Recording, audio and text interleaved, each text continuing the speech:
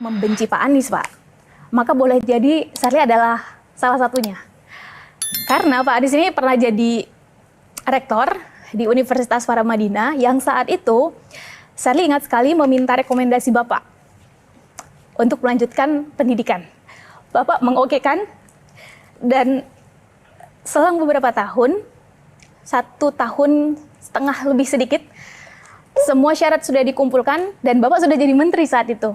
Ketika semua syarat sudah cukup, saya minta ke Bapak dan Bapak menolak itu, Pak.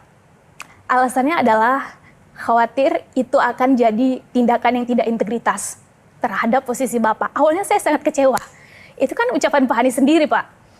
Sampai akhirnya waktu berlalu, saya mendapati ini bukan hanya kekecewaan ini bukan hanya terjadi pada 1-2 orang, melainkan bahkan pada orang-orang terdekat Bapak.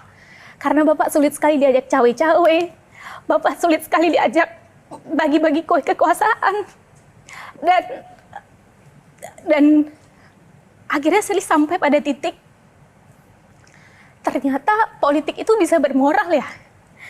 Dan pertanyaan Sherly adalah ketika justru orang terdekat kita itu punya potensi untuk menjadi pembenci kita, bagaimana sosok Pak Anies Baswedan ini memaintain kesalahpahaman, kebencian, atau hal-hal yang berpotensi justru untuk menusuk Bapak dari belakang.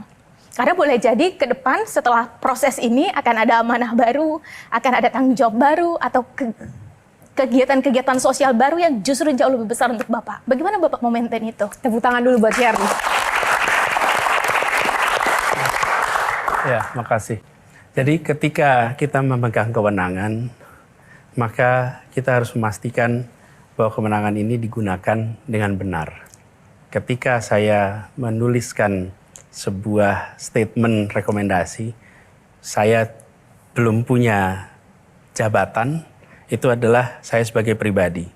Ketika saya memegang jabatan, maka yang menulis itu adalah jabatannya. Dan itulah yang kemudian saya jaga, supaya proses